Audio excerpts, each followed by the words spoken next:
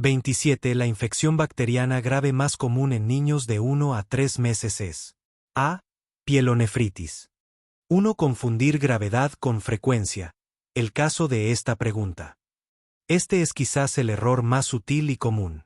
O lo que piensa el alumno, la meningitis es la infección más grave, por lo tanto, debe ser la más común.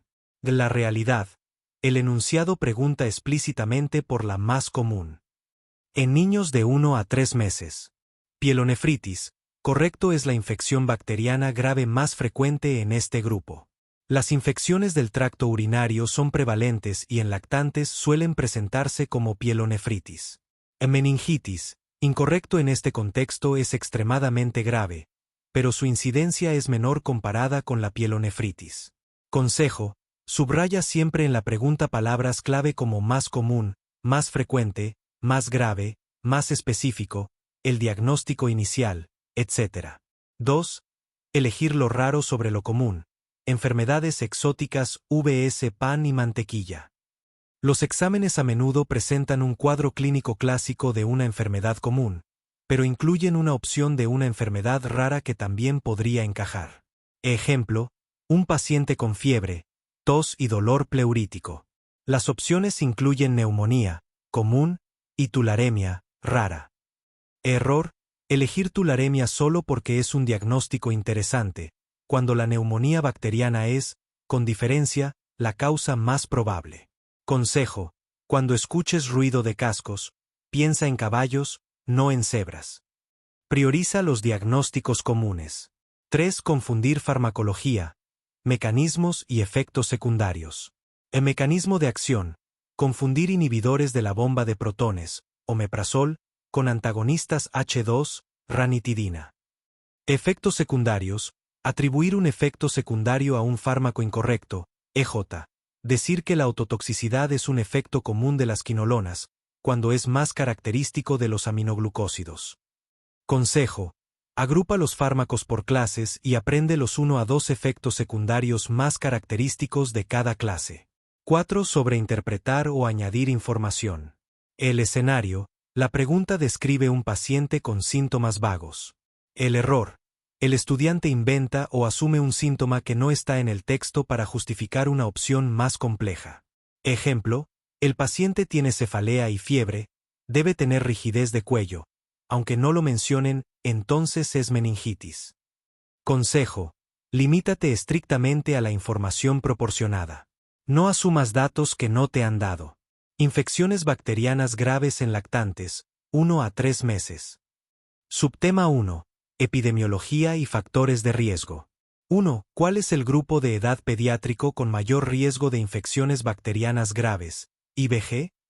Respuesta: los lactantes menores de 3 meses, especialmente aquellos entre 1 y 3 meses de edad. 2. ¿Por qué los lactantes de 1 a 3 meses son especialmente vulnerables a las IBG?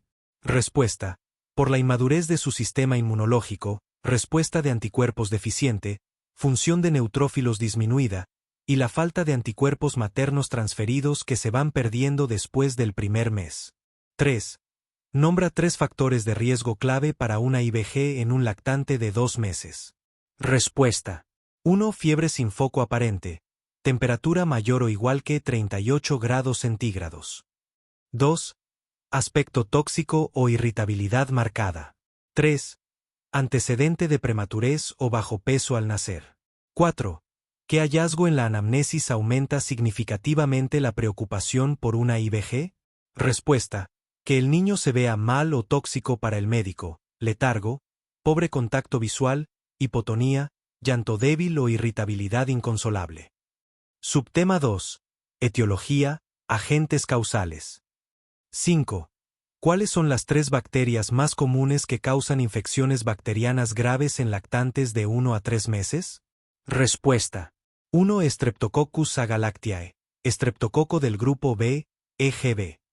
2. Escherichia coli, especialmente cepas que causan infección urinaria y meningitis. 3. Listeria monocytogenes, menos común, pero con importancia en este grupo. 6. ¿Qué bacteria grampositiva es una causa principal de sepsis y meningitis de inicio tardío en este grupo etario? Respuesta: Streptococcus agalactiae, estreptococo del grupo B. 7. ¿Qué bacteria gram-negativa es la principal causa de infección del tracto urinario, ITU, y meningitis en lactantes de 1 a 3 meses? Respuesta: Escherichia coli, E. coli, especialmente las cepas con antígeno K1. 8. ¿Por qué Listeria monocytogenes es un patógeno a considerar en este grupo, a diferencia de niños mayores? Respuesta: por la inmadurez del sistema inmunológico celular del lactante, que no puede contener eficazmente a este patógeno intracelular. Subtema 3. Presentaciones clínicas y diagnóstico. 9. ¿Cuál es la infección bacteriana grave más común en lactantes de 1 a 3 meses?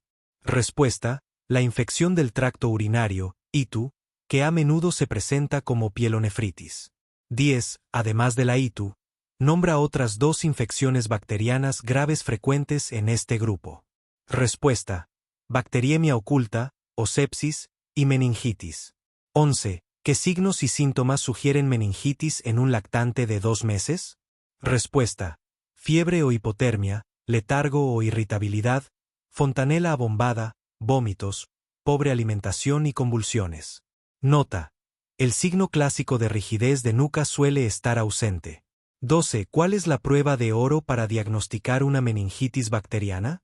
Respuesta: el análisis del líquido cefalorraquídeo, LCR, obtenido mediante punción lumbar. 13. ¿Qué estudio de imagen es prioritario en un lactante con sospecha de meningitis antes de la punción lumbar?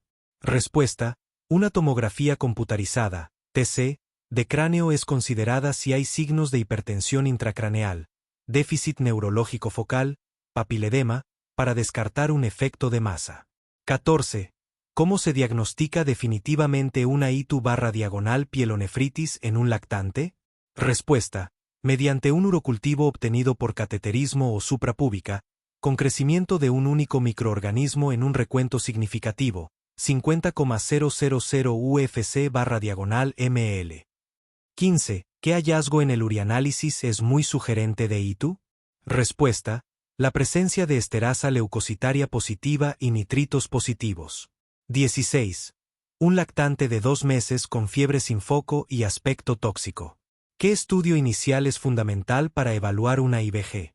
Respuesta: el hemograma completo con recuento de leucocitos y fórmula leucocitaria, buscando leucocitosis, leucopenia o desviación a la izquierda. Subtema 4. Manejo y tratamiento. 17. ¿Cuál es el principio fundamental del manejo de un lactante de 1 a 3 meses con fiebre y aspecto tóxico? Respuesta: la hospitalización inmediata y el inicio empírico de antibióticos intravenosos de amplio espectro tras obtener los cultivos, sangre, orina, LCR. 18. ¿Cuál es el régimen antibiótico empírico estándar para un lactante de 1 a 3 meses con sospecha de IBG? Respuesta: la combinación de ampicilina y un aminoglucósido, gentamicina, o ampicilina y una cefalosporina de tercera generación, cefotaxima. Esto cubre EGB, Listeria, con la ampicilina, y bacilos gramnegativos como E. coli. 19. ¿Por qué la combinación ampicilina y cefotaxima es una opción común en la meningitis de este grupo? Respuesta: porque la ampicilina cubre Listeria monocytogenes y Streptococcus agalactiae, y la cefotaxima tiene excelente penetración al LCR y cubre E. coli y otras enterobacterias. 20. ¿Qué patógeno no es cubierto adecuadamente por las cefalosporinas de tercera generación, cefotaxima, y requiere ampicilina? Respuesta: Listeria monocytogenes. 21. ¿Cuál es la duración típica del tratamiento para una meningitis bacteriana no complicada en un lactante? Respuesta: generalmente de 14 a 21 días, dependiendo del patógeno y la evolución clínica. 22. ¿Cuándo se puede considerar el alta hospitalaria de un lactante con IBG? Respuesta: cuando esté afebril por 24 a 48 horas, con mejoría clínica evidente, hemodinámicamente estable y con cultivos finales que guíen un tratamiento oral o 4 adecuado para completar en casa, en algunos casos. Subtema 5. Estrategias de evaluación y preguntas de integración. 23. Un lactante de 8 semanas llega con fiebre de 39 grados centígrados. Está irritable pero consolable. No hay focos infecciosos evidentes. ¿Cuál es el siguiente paso? Respuesta: realizar una evaluación completa para IBG, que debe incluir hemograma, reactantes de fase aguda, PCR/procalcitonina, uroanálisis y urocultivo, por cateterismo, hemocultivo y punción lumbar.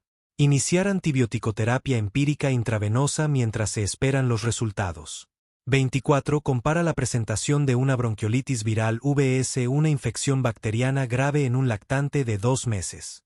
Respuesta: bronquiolitis. Síntomas prodrómicos de catarro, tos, taquipnea, sibilancias/diagonal crepitantes, fiebre puede estar presente o no. El niño suele estar activo y alerta. IBG: fiebre alta, aspecto tóxico, letargo, hipotonía, pobre alimentación. Los signos respiratorios pueden no ser el hallazgo principal. El estado general está más comprometido. 28. ¿En cuál de estos esquemas se administra la vacuna conjugada a toxoide tetánico? C. 2, 4, 6, 12 a 15 meses y 4 a 6 años. Guía de estudio: tétanos y vacunación. Subtema 1. Agente etiológico y patogenia. 1. ¿Cuál es el nombre de la bacteria que causa el tétanos? Respuesta: Clostridium tetani. 2. Describa las características microbiológicas clave de Clostridium tetani. Respuesta: es un bacilo gram positivo, anaerobio estricto y forma esporas muy resistentes en condiciones ambientales. 3. ¿Dónde se encuentra comúnmente la bacteria del tétanos? Respuesta: en el suelo, el polvo y el tracto intestinal de animales y humanos. 4. ¿Cómo ingresa la bacteria al organismo para causar la enfermedad? Respuesta: a través de heridas contaminadas, punzantes, con necrosis, quemaduras, etc., donde las esporas germinan. 5. ¿Cuál es el principal mecanismo de patogenicidad del tétanos? Respuesta: la producción de una potente neurotoxina llamada tetanospasmina. 6. Explique el mecanismo de acción de la tetanospasmina a nivel neuronal. Respuesta: la toxina viaja de forma retrógrada por los axones neuronales hasta el sistema nervioso central, donde bloquea la liberación de neurotransmisores inhibidores, glicina y GABA, en la sinapsis. Esto resulta en una desinhibición y contracción muscular sostenida e incontrolable. Subtema 2. Cuadro clínico y diagnóstico. 7. ¿Cuáles son los primeros síntomas más comunes del tétanos generalizado? Respuesta: trismo, rigidez y espasmo de los músculos maceteros, dificultad para abrir la boca y rigidez de nuca. 8. Describa la característica principal de la contractura muscular en el tétanos. Respuesta: es tónica, sostenida y dolorosa, causada por la desinhibición de las neuronas motoras alfa. 9. ¿Qué es el risus sardonicus? Respuesta: es la contracción sostenida de los músculos faciales que produce una expresión de mueca o sonrisa fija. 10. ¿Qué es la opistótonos?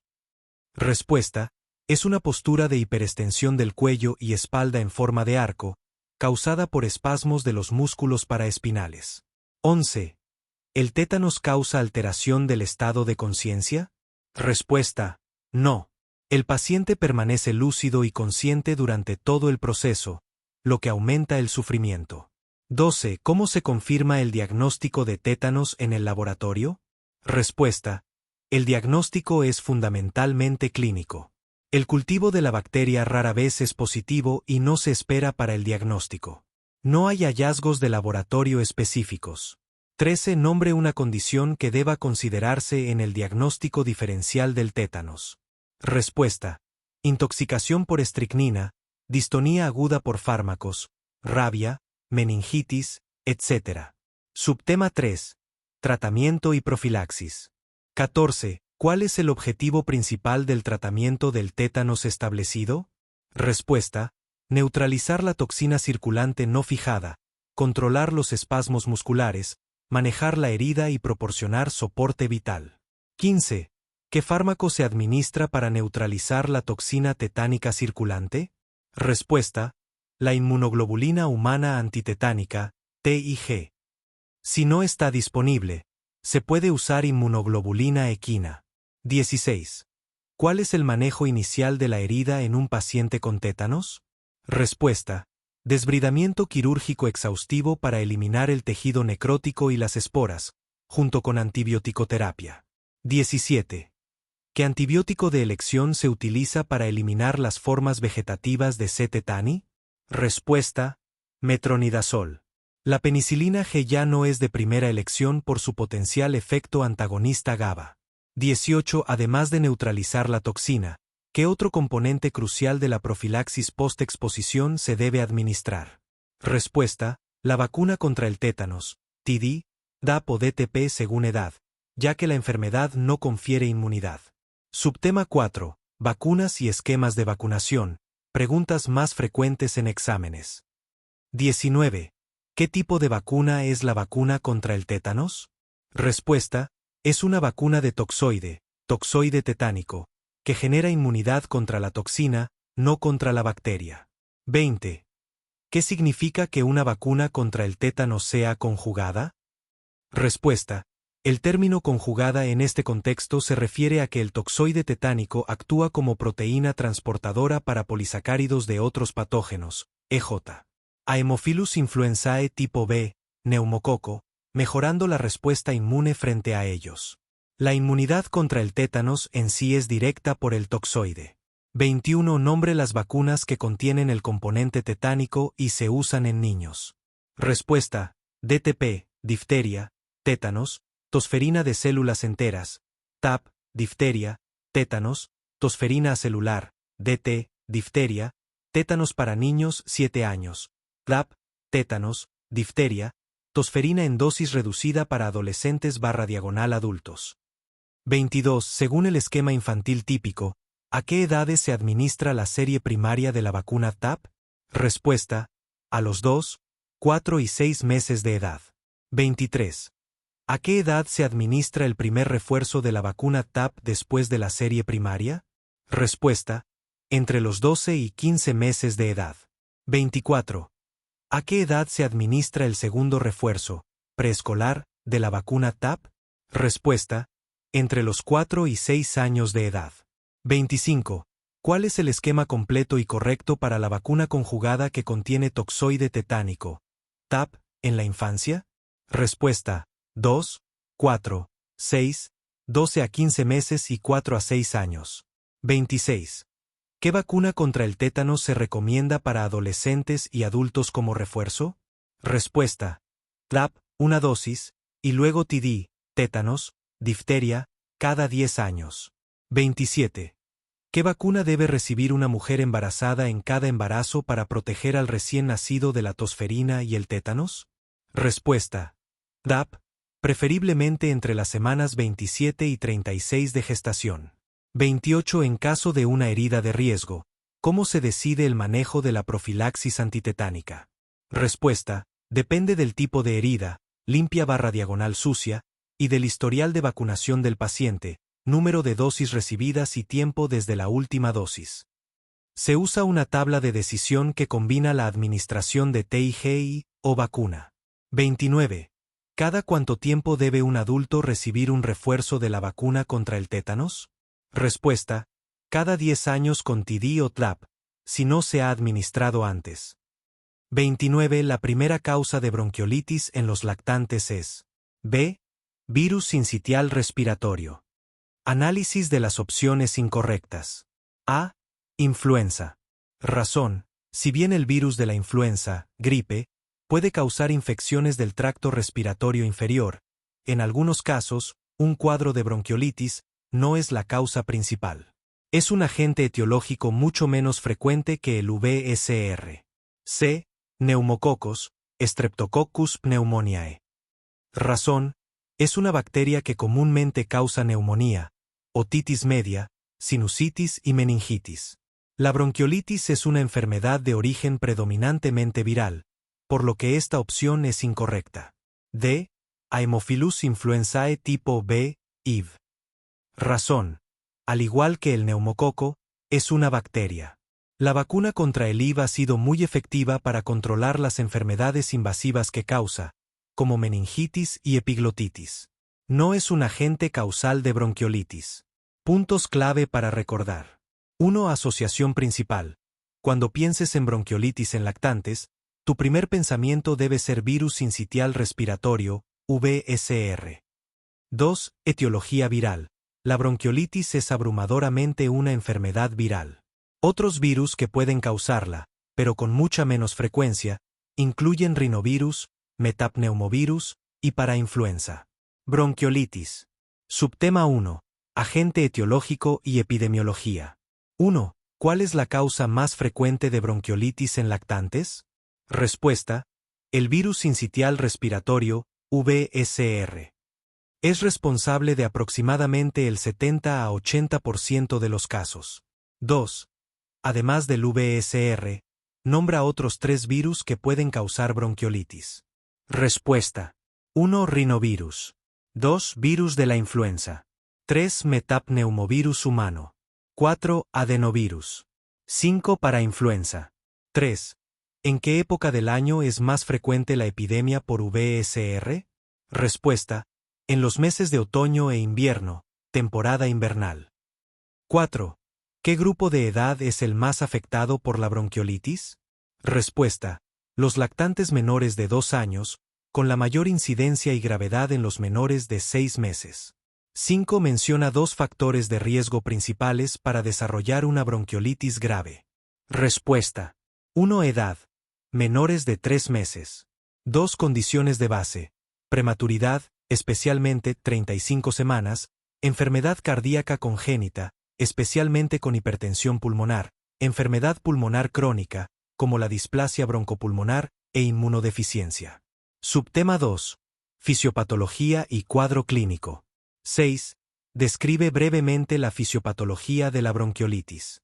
Respuesta: la infección viral causa una inflamación aguda de la vía aérea pequeña, bronquiolos, lo que lleva a necrosis del epitelio ciliar, aumento de la producción de moco, edema de la pared bronquiolar. Esto resulta en obstrucción de la vía aérea, con atrapamiento aéreo y dificultad para el intercambio gaseoso. 7. ¿Cuál es el signo clínico principal y patognomónico de la bronquiolitis? Respuesta: las sibilancias, o pitos en el pecho, expiratorias. Sin embargo, en lactantes muy pequeños el signo principal puede ser la taquipnea y las crepitantes. 8. Un lactante de 4 meses llega a urgencias con coriza, tos y fiebre de 48 horas de evolución. En las últimas 12 horas ha empeorado, con tos más frecuente y dificultad para alimentarse. ¿Qué 3 datos en la exploración física sugerirían el diagnóstico de bronquiolitis? Respuesta: 1. Taquipnea, frecuencia respiratoria aumentada para la edad. 2. Tiraje subcostal o intercostal, uso de músculos accesorios. 3. Auscultación, sibilancias o crepitantes finos. 9. ¿Por qué la dificultad para la alimentación es un signo de alarma en un lactante con bronquiolitis? Respuesta: porque indica gravedad. El trabajo respiratorio aumentado y la taquipnea impiden que el lactante pueda coordinar la succión de glusión-respiración, llevando a un riesgo de deshidratación y fatiga. 10. ¿Qué hallazgo no es típico de una bronquiolitis simple y sugeriría otra patología? Respuesta: la presencia de estertores crepitantes persistentes y localizados, que podría sugerir una neumonía bacteriana. La fiebre alta y mantenida también es menos frecuente. Subtema 3. Diagnóstico y diagnóstico diferencial. 11. ¿Cuál es el diagnóstico de la bronquiolitis? Respuesta: es fundamentalmente clínico. Se basa en la historia de un síndrome catarral de vías altas que progresa a tos, taquipnea y sibilancias en un lactante. 12. ¿Está indicada la radiografía de tórax de rutina en todos los casos de bronquiolitis? Respuesta: no. Solo está indicada en casos graves, atípicos o cuando hay duda diagnóstica, para descartar neumonía o cuerpo extraño. 13. ¿Qué se puede observar frecuentemente en la radiografía de tórax de un niño con bronquiolitis? Respuesta: hiperinsuflación, aplanamiento de los diafragmas, aumento del espacio aéreo retroesternal. Atelectasias, por tapones de moco. Infiltrados peribronquiales o perihiliares. 14. Nombra 2 diagnósticos diferenciales importantes de la bronquiolitis en un lactante. Respuesta: 1. Crisis de asma bronquial, primer episodio. 2. Neumonía, viral o bacteriana. 3. Aspiración de cuerpo extraño, debut agudo sin pródromos. 4. Insuficiencia cardíaca. 15. ¿Cuál es la utilidad de los test rápidos para detectar VSR u otros virus? Respuesta: no son necesarios para el diagnóstico clínico, pero pueden ser útiles para agrupar pacientes en el hospital, cohorting. Reducir la necesidad de otros estudios. Ayudar en el pronóstico, ya que la infección por VSR suele ser más grave. Subtema 4. Clasificación de gravedad y criterios de hospitalización. 16. Menciona 3 criterios de hospitalización absolutos para un lactante con bronquiolitis. Respuesta: 1. Apneas, pausas respiratorias. 2. Saturación de oxígeno por debajo del 90 a 92% en aire ambiente. 3. Hipotonía o letargia. 4. Dificultad respiratoria grave, tiraje marcado, quejido expiratorio. 5. Deshidratación o rechazo total de la alimentación. 17. Un lactante de 2 meses con bronquiolitis tiene una frecuencia respiratoria de 60 revoluciones por minuto, leve tiraje y saturación de o del 94%. Toma el 50% de su alimentación habitual. ¿Requiere ingreso hospitalario? Respuesta: sí, probablemente.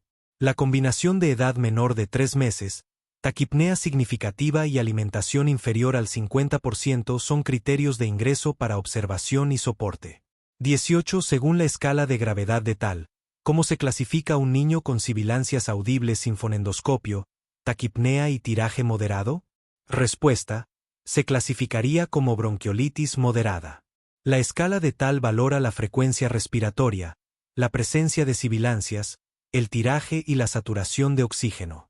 19. ¿Cuál es la base del tratamiento de la bronquiolitis leve no complicada? Respuesta: el tratamiento de soporte en el hogar, que incluye hidratación adecuada, ofrecer líquidos en pequeñas cantidades y con frecuencia. Lavados nasales con suero fisiológico para desobstruir la vía aérea antes de las tomas. Control de la fiebre con antipiréticos si es necesario, paracetamol o ibuprofeno.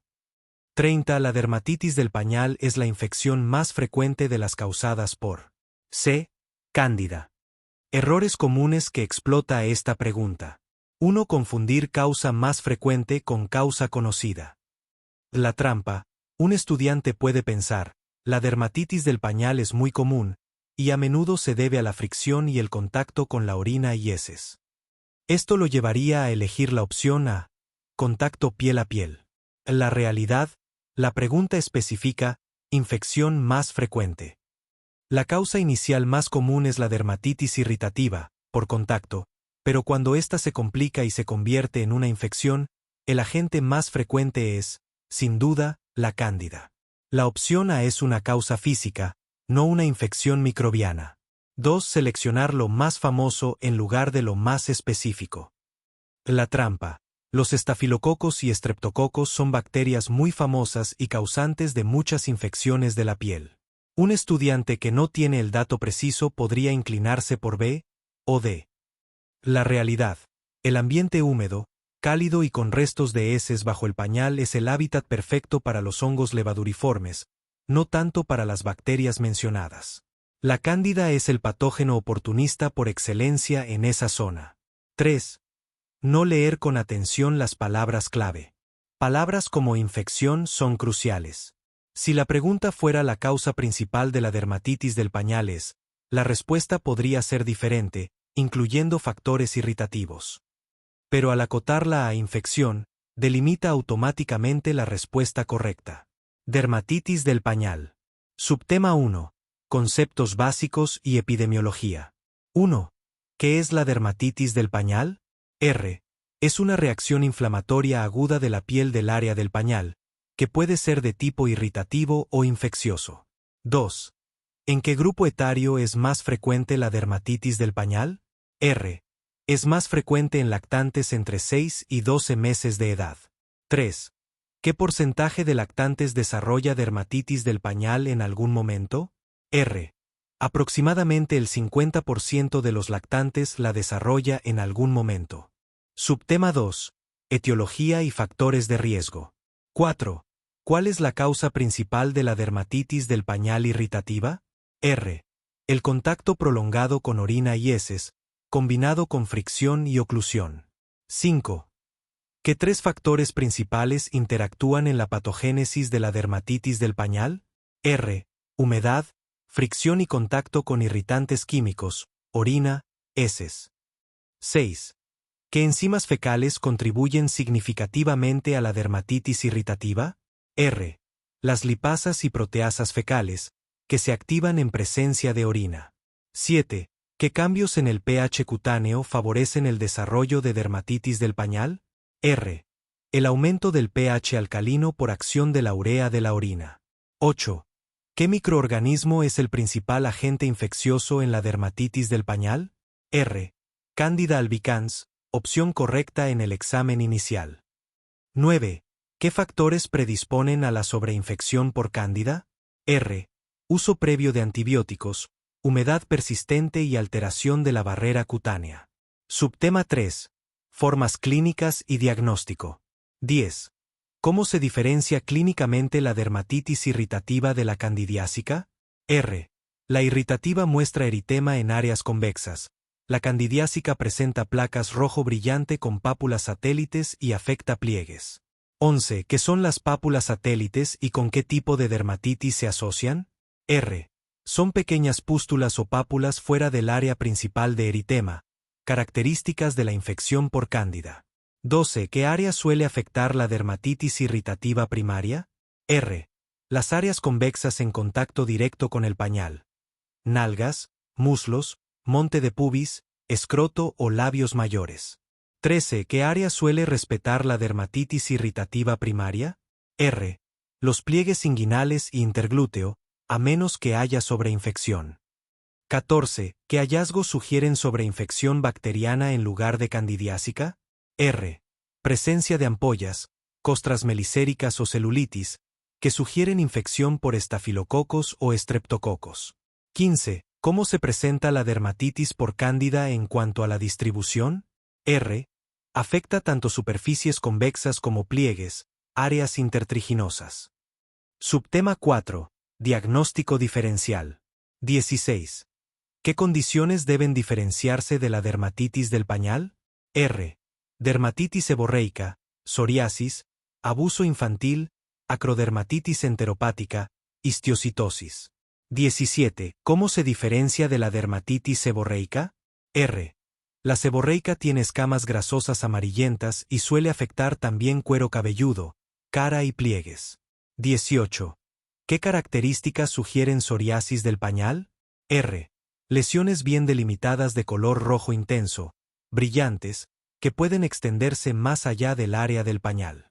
19. ¿Cuándo se debe sospechar abuso infantil en el contexto de dermatitis del pañal? R. Cuando hay patrones de lesiones inusuales, quemaduras o historias inconsistentes con el examen físico. Subtema 5. Tratamiento y prevención. 20. ¿Cuál es la medida más importante en el tratamiento de la dermatitis del pañal? R. Mantener el área limpia y seca, con cambios frecuentes de pañal. 21. ¿Qué tipo de crema barrera se recomienda para la dermatitis irritativa? R. Cremas con óxido de zinc, petrolato o pasta al agua, Lazar. 22. ¿Cuándo está indicado el uso de antimicóticos tópicos? R. Cuando hay sospecha o confirmación de infección por cándida. 23. ¿Qué antimicóticos tópicos son efectivos para la candidiasis del pañal? R. Nistatina, clotrimazol, miconazol o ketoconazol. 24. ¿Cuándo está contraindicado el uso de corticoides tópicos potentes? R. Siempre en el área del pañal, por riesgo de atrofia cutánea y efectos sistémicos. 25. ¿Qué medidas preventivas son efectivas para la dermatitis del pañal? R. Cambios frecuentes, limpieza suave, evitar fricción, uso de cremas barrera y tiempo sin pañal. 26. ¿Qué tipo de pañales se recomiendan para prevenir la dermatitis? R. Pañales superabsorbentes que mantengan la piel más seca. 27. ¿Por qué se desaconseja el uso de talco en el área del pañal? R. Por riesgo de inhalación y formación de grumos que aumentan la fricción. Subtema 6. Complicaciones y pronóstico. 28. ¿Cuáles son las principales complicaciones de la dermatitis del pañal? R. Sobreinfección bacteriana, impétigo, celulitis y candidiasis secundaria. 29. ¿Qué es la enfermedad de Jacquet o dermatitis granulomatosa del pañal? R. Una forma severa con nódulos y úlceras que ocurre en dermatitis crónicas mal manejadas. Subtema 7. Aspectos microbiológicos específicos. 32. ¿Por qué Candida albicans es el principal agente infeccioso en dermatitis del pañal? R. Porque prolifera en ambientes húmedos, cálidos y con pH alterado, condiciones ideales en el área del pañal. 33. ¿Qué otros microorganismos pueden causar infección secundaria en dermatitis del pañal? R. Staphylococcus aureus, impétigo, y Streptococcus beta-hemolítico, perianal.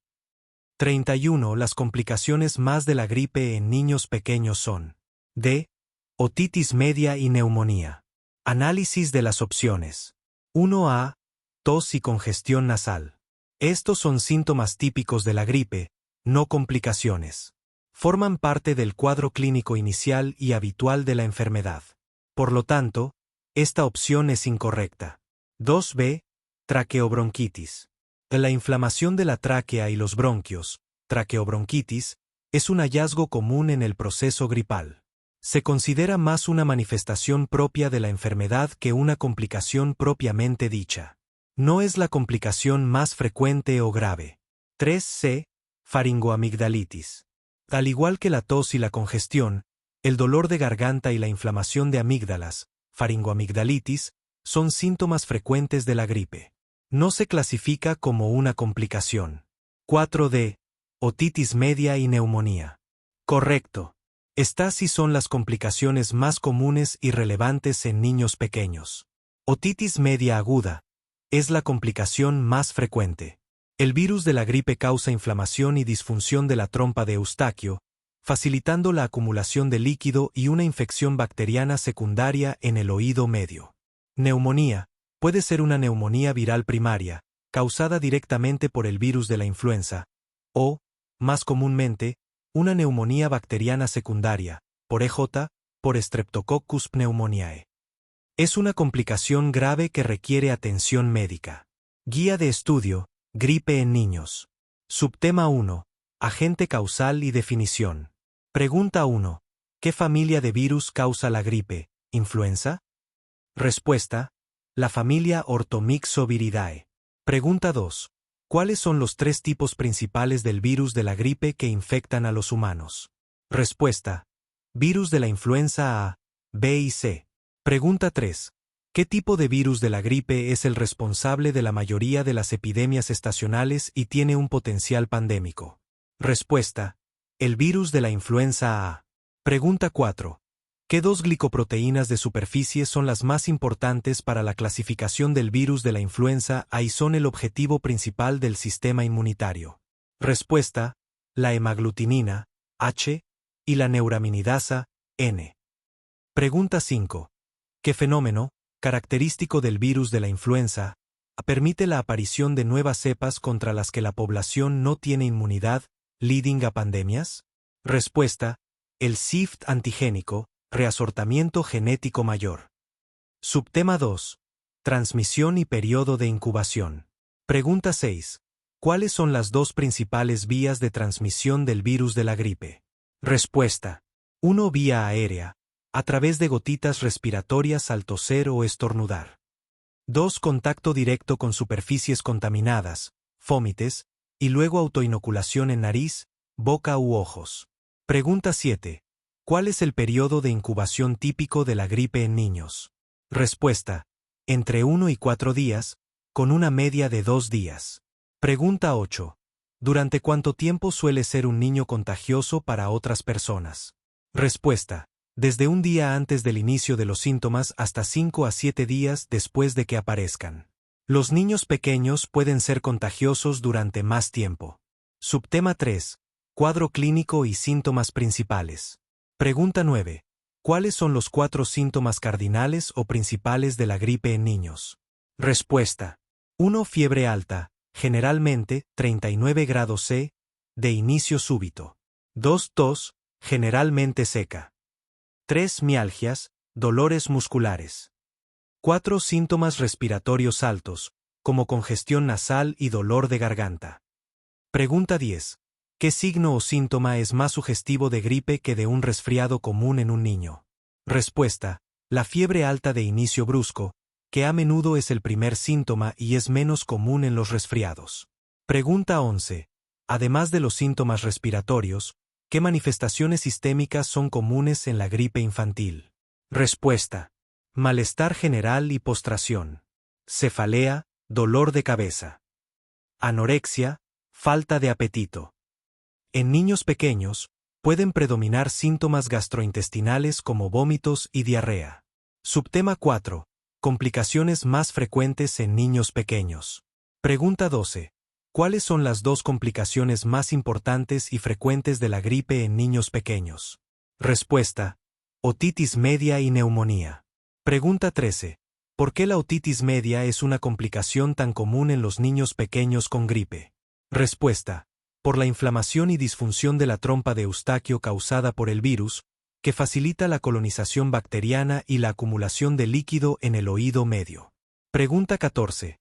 ¿Qué tipo de neumonía puede desarrollar un niño como complicación de la gripe? Respuesta. 1. Neumonía viral primaria, causada directamente por el virus de la influenza. 2. Neumonía bacteriana secundaria, más común, causada por bacterias como Streptococcus pneumoniae o Staphylococcus aureus. Pregunta 15. Menciona otras 3 posibles complicaciones graves de la gripe en niños, distintas a la otitis y la neumonía. Respuesta. 1. Bronquiolitis, especialmente en lactantes. 2. Laringotraqueobronquitis, CRUP. 3. Convulsiones febriles. 4. Deshidratación. 5. Agravamiento de enfermedades crónicas, como asma. Pregunta 16. ¿Qué síndrome grave, asociado al uso de ácido acetilsalicílico, aspirina, durante una infección viral, es una complicación potencial de la gripe? Respuesta. El síndrome de Reye, que afecta al hígado y al cerebro. Subtema 5. Diagnóstico y diagnóstico diferencial. Pregunta 17. ¿Cuál es el diagnóstico diferencial más importante al evaluar a un niño con sospecha de gripe? Respuesta. El resfriado común, causado por rinovirus, VSR, etc. Pregunta 18. ¿Qué tipo de prueba rápida se utiliza comúnmente en la consulta para detectar antígenos del virus de la gripe? Respuesta. Las pruebas de diagnóstico rápido de la influenza, RIT, a partir de muestras de hisopado nasal o faríngeo. Pregunta 19. ¿Qué virus, común en lactantes, puede confundirse clínicamente con la gripe y causa bronquiolitis? Respuesta. El virus respiratorio sincitial, VRS. Pregunta 20. ¿Cuál es la clase de fármacos antivirales más utilizada para el tratamiento de la gripe y que debe iniciarse idealmente en las primeras 48 horas? Respuesta. Los inhibidores de la neuraminidasa, oseltamivir, oral, y zanamivir, inhalado. Pregunta 21. ¿En qué grupos de niños de alto riesgo está especialmente indicado el uso de antivirales para la gripe? Respuesta. Niños menores de 2 años. Niños con enfermedades crónicas, asmáticos, cardiópatas, inmunodeprimidos, etc. Niños con enfermedad grave o complicada. Pregunta 28. Además de la vacunación, ¿qué estrategia antiviral se puede usar para la prevención de la gripe en contactos estrechos de un caso índice? Respuesta. La quimioprofilaxis con antivirales, como oseltamivir. 32. En los niños con trastorno del espectro autista, TEA, los síntomas suelen reconocerse. D. Durante los primeros 24 meses. Análisis de cada opción. A. Exclusivamente antes de los 6 meses de edad. Incorrecta. Aunque algunos signos tempranos pueden estar presentes antes de los 6 meses, por ejemplo, falta de contacto visual, escasa sonrisa social, no es cierto que los síntomas del TEA se reconozcan exclusivamente en este periodo. Muchos niños muestran una evolución más clara después de los 12 meses. B. Exclusivamente antes de los 12 meses con mínimas manifestaciones. Incorrecta. Algunos signos pueden notarse antes de los 12 meses, pero no de forma exclusiva ni siempre con mínimas manifestaciones. Además, en muchos casos los padres notan diferencias más claras entre los 12 y 18 meses, pérdida de habilidades o falta de adquisición de nuevas. C. Solo si existe un retraso grave del desarrollo. Incorrecta. El TEA puede presentarse con o sin retraso intelectual asociado. No es necesario un retraso grave del desarrollo para que los síntomas se reconozcan. De hecho, hay niños con TEA y capacidad intelectual promedio o superior en los que igual se observan dificultades en la comunicación social y conductas repetitivas. D. Durante los primeros 24 meses. Marca de verificación gruesa blanca correcta. La literatura científica y los criterios clínicos indican que, aunque el diagnóstico definitivo a veces se realiza después de los 2 años, la mayoría de los niños con TEA ya muestran signos claramente reconocibles durante los primeros 24 meses de vida. Por ejemplo, a los 18-24 meses muchos presentan falta de juego simbólico, escaso seguimiento de la mirada, no respuesta al nombre, estereotipias. Trastorno del espectro autista, TEA. Subtema 1. Edad de reconocimiento y diagnóstico. Pregunta 1. ¿Durante qué periodo suelen reconocerse por primera vez los síntomas del TEA en la mayoría de los niños? Respuesta 1. Durante los primeros 24 meses de vida. Aunque los signos pueden estar presentes antes, suelen hacerse más evidentes hacia los 18 a 24 meses. Pregunta 2. ¿Es común que el TEA se diagnostique formalmente antes de los 12 meses? ¿Por qué? Respuesta 2. No, no es común. El diagnóstico formal a menudo se realiza después de los 24 meses, ya que antes de los 12 meses los síntomas pueden ser sutiles y confundirse con variaciones normales del desarrollo. Pregunta 3. ¿Qué hito del desarrollo suele hacer más evidentes los signos del TEA alrededor de los 18 a 24 meses? Respuesta 3. La aparición de las habilidades sociales y de comunicación más complejas, como el juego simbólico, el lenguaje frásico y la reciprocidad social. La falta de estos hitos llama la atención. Pregunta 4. Menciona 2 signos de alarma que pueden observarse antes de los 12 meses y que están asociados al TEA. Respuesta 4.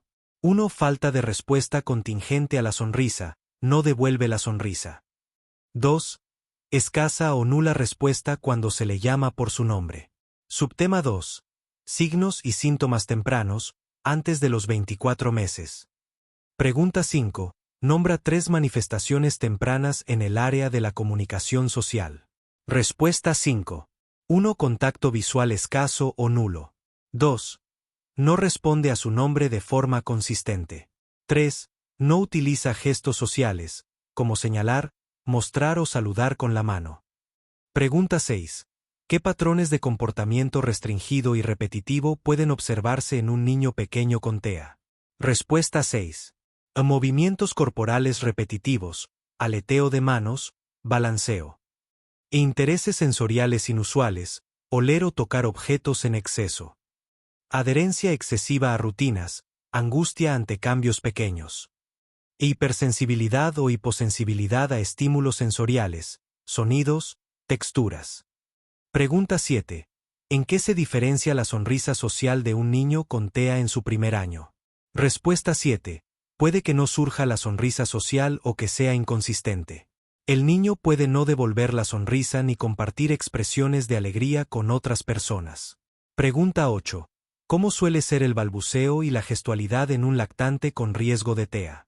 Respuesta 8. Suele haber un retraso o ausencia de balbuceo conversacional, que imita el turno de una conversación, y una notable falta de gestos como señalar para indicar interés, gesto protoimperativo y protodeclarativo. Subtema 3. Criterios diagnósticos, DSM-5. Pregunta 9. Según el DSM-5, ¿cuáles son las 2 áreas principales de déficit en el TEA? Respuesta 9.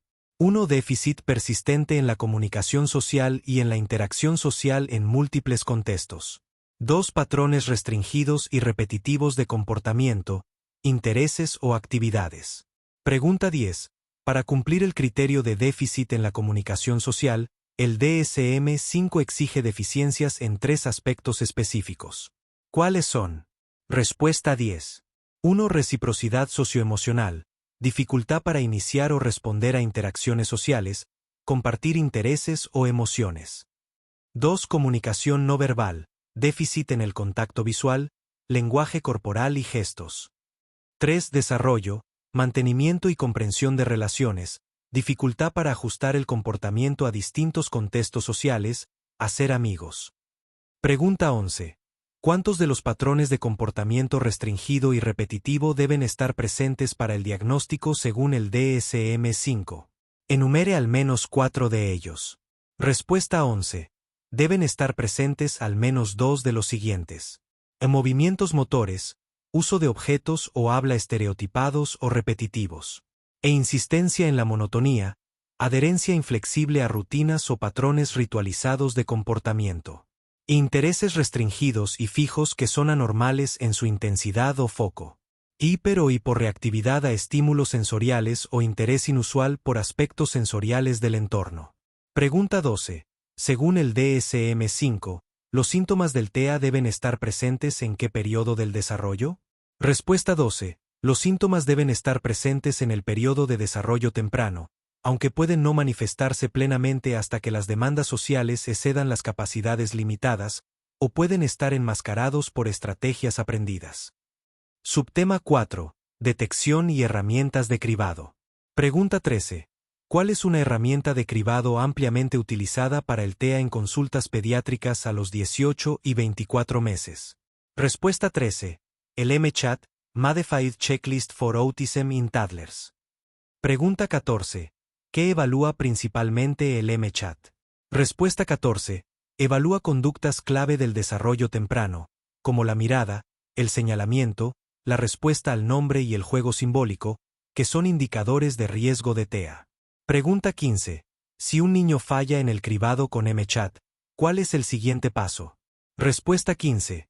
Se debe realizar una evaluación diagnóstica integral por un especialista, EJ, neuropediatra, psiquiatra infantil, equipo multidisciplinar, para confirmar o descartar el TEA.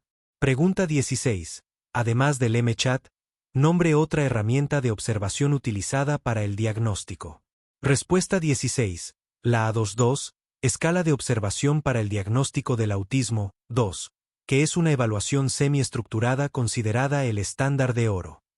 Subtema 5. Diagnóstico diferencial y comorbilidades. Pregunta 17. ¿Qué otro trastorno del neurodesarrollo se debe diferenciar del TEA, ya que también puede presentar retraso en la comunicación social? Respuesta 17. El trastorno de la comunicación social, pragmático. La diferencia clave es que en este último no hay patrones de comportamiento restringidos y repetitivos. Pregunta 18. ¿Es el retraso grave del desarrollo un requisito para diagnosticar TEA? Respuesta 18. No. El TEA puede presentarse con o sin discapacidad intelectual asociada. Un niño con TEA puede tener un cociente intelectual en rangos normales o superiores. Pregunta 19.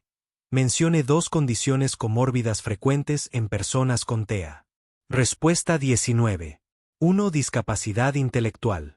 2. Trastorno por déficit de atención e hiperactividad, TEA. 3. Ansiedad y trastornos del estado de ánimo.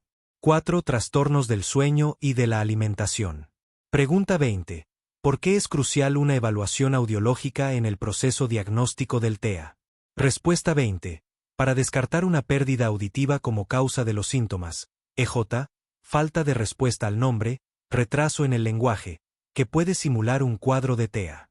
33. La causa más frecuente de ingresos en las unidades de cuidados intensivos es debido a D. Trastornos respiratorios. Errores comunes en preguntas de examen.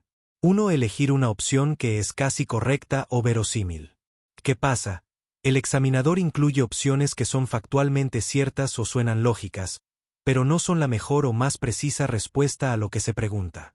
Ejemplo con la pregunta anterior. La opción C, recién nacido pretérmino, es verosímil porque es el grupo de pacientes que más ocupa la SUSIN. Sin embargo, no es la causa de ingreso. La opción B, hemorragia intracraneal, es una complicación grave y real, pero su frecuencia como causa de ingreso es menor que la de los problemas respiratorios. ¿Cómo evitarlo? Después de leer la pregunta, intenta responderla mentalmente sin ver las opciones. Luego, busca la opción que más se parezca a tu respuesta. Pregúntate, ¿esta opción responde directamente a lo que me preguntan? 2. Dejarse engañar por la familiaridad o el sesgo. ¿Qué pasa? El estudiante elige una opción porque le suena mucho, la ha visto recientemente o porque parece la más dramática o la más obvia, sin un análisis crítico. Ejemplo. Un estudiante que acaba de estudiar neurología podría sesgarse hacia hemorragia intracraneal por ser un tema fresco en su mente. Anemia podría parecer una opción demasiado simple y común, tentando al estudiante a pensar debe ser una trampa, no puede ser tan fácil, y la descarta erróneamente, aunque en este caso, descartarla es correcto. ¿Cómo evitarlo? Confía en el conocimiento, no en el presentimiento. Vuelve a los fundamentos. Fundamento en la pregunta anterior. En neonatología, la adaptación a la vida extrauterina es fundamental, y el sistema más crítico en ese momento es el respiratorio. 3. Falta de conocimiento sobre frecuencias, estadísticas o lo más común. ¿Qué pasa? El estudiante conoce las patologías, pero no tiene claro cuál es la más prevalente, la etiología principal o la complicación más frecuente. Ejemplo. Saber que el síndrome de dificultad respiratoria, la taquipnea transitoria y la aspiración de meconio son problemas comunes, pero no saber que en conjunto hacen de los trastornos respiratorios la causa número 1 a nivel global. ¿Cómo evitarlo? Al estudiar, presta especial atención a las frases como la causa más frecuente es, el agente etiológico principal, la localización más común. Te agrupa el conocimiento no solo por enfermedades, sino por contextos, causas de ingreso en UCIN. Causas de ingreso en UCI neonatal. Subtema 1. Trastornos respiratorios, la causa más frecuente. 1. ¿Cuál es la causa más frecuente de ingreso en una unidad de cuidados intensivos neonatals, UCIN? Respuesta.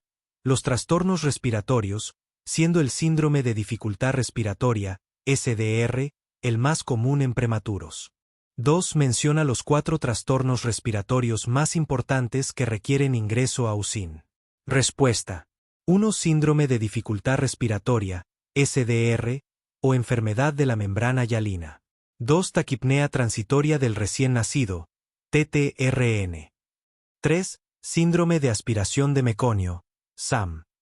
4. Hipertensión pulmonar persistente del recién nacido, HPPN. 3. ¿Qué población de recién nacidos es más susceptible al síndrome de dificultad respiratoria, SDR? Respuesta. Los recién nacidos pretérmino, especialmente aquellos menores de 34 semanas de gestación, debido a la inmadurez pulmonar y déficit de surfactante. 4. ¿Cuál es la fisiopatología central del síndrome de dificultad respiratoria, SDR? Respuesta. La deficiencia de surfactante pulmonar, lo que lleva a un aumento de la tensión superficial alveolar, atelectasia, colapso de los alvéolos, dificultad para expandir los pulmones e hipoxemia. 5. ¿Cuál es el signo radiológico clásico del síndrome de dificultad respiratoria, SDR? Respuesta. El patrón de vidrio esmerilado o pulmón blanco, con broncogramas aéreos visibles. 6. ¿Qué trastorno respiratorio es común en recién nacidos a término o cerca del término, especialmente por cesárea electiva, y se resuelve generalmente en 24 a 72 horas? Respuesta. La taquipnea transitoria del recién nacido, TTRN, o pulmón húmedo. 7. ¿Cuál es la causa fisiopatológica de la taquipnea transitoria del recién nacido, TTRN? Respuesta. Un retraso en la reabsorción del líquido pulmonar fetal. 8. ¿Qué complicación obstétrica está fuertemente asociada con el síndrome de aspiración de meconio, SAM? Respuesta. El sufrimiento fetal agudo o crónico, que puede causar hipoxia y el paso de meconio al líquido amniótico. 9. ¿Cómo actúa el meconio en los pulmones para causar el síndrome de aspiración de meconio, SAM? Respuesta. Obstrucción mecánica. Crea un tapón en las vías aéreas, causando atelectasia y atrapamiento aéreo. Inflamación química. Es irritante y produce una neumonitis química. Infección. Sirve como medio de cultivo para bacterias. 10. ¿Qué complicación grave y potencialmente mortal puede desarrollarse a partir del síndrome de aspiración de meconio, SAM, o de una infección grave? Respuesta. La hipertensión pulmonar persistente del recién nacido, HPPN. 11. Define la fisiopatología de la hipertensión pulmonar persistente del recién nacido, HPPN. Respuesta. Es la persistencia de una alta resistencia vascular pulmonar y cortocircuito de derecha a izquierda a través del ductus arterioso y el foramen oval, lo que resulta en hipoxemia grave y refractaria. Subtema 2. Recién nacido pretérmino y sus complicaciones. 12. Además de los problemas respiratorios, ¿cuáles son las 3 complicaciones principales de la prematurez que requieren cuidado intensivo? Respuesta. 1. Hemorragia intraventricular, HIV. 2. Enterocolitis necrotizante, SN. 3. Ductus arterioso persistente, PCA. 13. ¿Por qué los recién nacidos prematuros son susceptibles a la hemorragia intraventricular, HIV? Respuesta. Por la fragilidad vascular de la matriz germinal, un área rica en vasos sanguíneos inmaduros en el cerebro del prematuro, y la inestabilidad hemodinámica, fluctuaciones en la presión arterial. 14. Clasifica los grados de hemorragia intraventricular, HIV, según Papile. Respuesta. Grado I. Hemorragia solo en la matriz germinal. Grado 2. Hemorragia intraventricular sin dilatación ventricular. Grado 3. Hemorragia intraventricular con dilatación ventricular. Grado 4. Hemorragia intraparenquimatosa, en el tejido cerebral. 15. ¿Qué es la enterocolitis necrotizante, SN, y en qué población es más común? Respuesta. Es una enfermedad intestinal inflamatoria aguda caracterizada por necrosis de la mucosa intestinal. Es más común en prematuros de muy bajo peso. 16. Menciona la tríada clínica clásica de la enterocolitis necrotizante, SN. Respuesta. 1. Distensión abdominal. 2. Sangrado en heces, rectorragia o hematoquesia. 3. Villus, vómitos biliosos, o residuos gástricos aumentados. 17. ¿Qué hallazgo radiológico es patognomónico, definitivo, para la enterocolitis necrotizante, SN? Respuesta. La presencia de neumatosis intestinal, aire en la pared del intestino, o aire en el sistema porta. 18. ¿Por qué es problemático el ductus arterioso persistente, PCA, en un prematuro? Respuesta. Porque causa un cortocircuito de izquierda a derecha, sobrecargando la circulación pulmonar y el ventrículo izquierdo, lo que puede llevar a insuficiencia cardíaca y empeorar la función pulmonar, edema pulmonar. Subtema 3. Infecciones neonatales, sepsis. 19. ¿Cuáles son los 2 tipos principales de sepsis neonatal según el momento de inicio? Respuesta. Sepsis de inicio temprano. Se presenta en las primeras 72 horas de vida, generalmente en las primeras 24 horas. Sepsis de inicio tardío. Se presenta después de las 72 horas de vida. 20. ¿Cuál es la vía de transmisión más común de la sepsis de inicio temprano? Respuesta.